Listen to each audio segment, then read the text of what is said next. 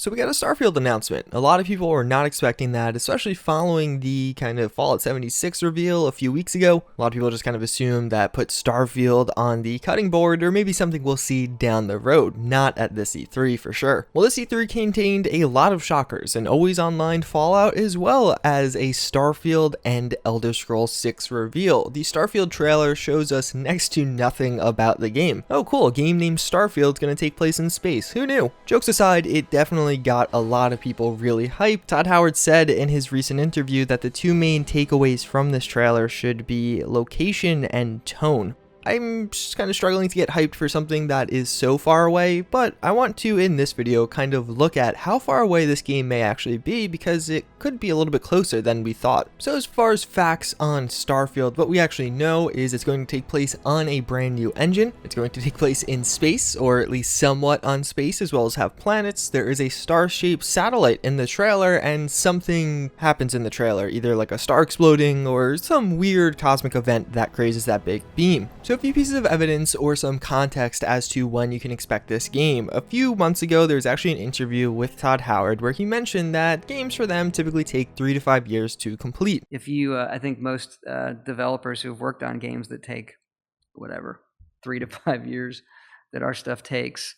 At the time of that interview, it wasn't public knowledge that Bethesda Game Studios actually got a third studio. They have Bethesda Game Studios of Maryland, which is the traditional studio you're all familiar with. Then they actually got Bethesda Game Studios Montreal. This is one of the newer studios that did Skyrim Special Edition, as well as I believe Fallout Shelter, and they're probably just kind of working as a tandem studio on other things. Maybe the Elder Scrolls Blade is their current project. But now with the third studio, the once Battlecry Studios is now Bethesda Game Studios Austin. That is a lot of expansion in only a few years. For context, all of those acquisitions or new studios were actually after the release of Fallout 4. We've never seen a game, until we see Fallout 76, that would have been worked on by all of these players. And in addition, we know that about 100 developers worked on Fallout 4, and according to that same interview, today there are about 300 developers under Bethesda. So they literally tripled in size over the past 3 years.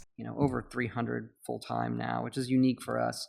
That's a lot of extra manpower to throw at video games. Fallout 76 having this massive multiplayer component, it just follows that Bethesda Game Studios Austin actually played a major role in making that a reality. The game they were making before it got canceled was Battlecry. Battlecry was a predominantly multiplayer game, and it just kind of makes sense. But outside of the multiplayer components, if you actually look at the gameplay footage we have of Fallout 76, there are a lot of reused assets. Not in a bad way, but you could just see there's a lot of things from Fallout 4 that are being reused in this. It's not like totally rebuilt from the ground up. A lot of people are throwing around the word of like a spin-off game or more of an experimental release, not a new iteration in the franchise, but a half iteration. So by proxy, it also kind of makes sense that maybe this isn't going to take as long development-wise as some of the other games. You don't have to spend as much time creating all these individual assets. Things like the power armor system, the power armor itself, modeling, texturing, all of that is largely done. Maybe they'll get a little bit of a facelift, but most of the work and the heavy lifting were completed for Fallout 4. This game taking place in a similar looking engine, it'll just kind of be a port. And in addition, the fact that Fallout 76 is in fact an experimental release, I think all comes together to make Starfield's release not too far away. Fallout 76 could be a huge success or a huge failure. I think Bethesda knows they're taking a big risk with it, but they can. They also tease 2 other games that fans will invariably love. Starfield being the new one, then of course the Elder Scrolls 6 being the one people have really been waiting for. Even though before we had like 5-year gaps sometimes in between games from Bethesda Game Studios, now that their development studio has literally tripled in size, I bet they're going to cut that number way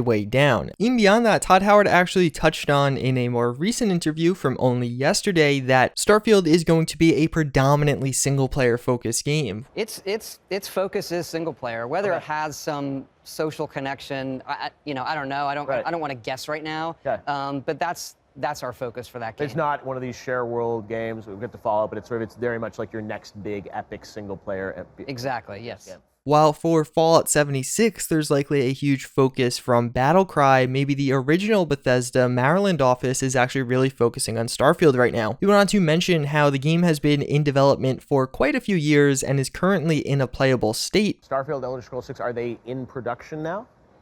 I would say Elder Scrolls 6 is in pre-production, Okay. and Starfield is in production. It's a game we've been making for a while.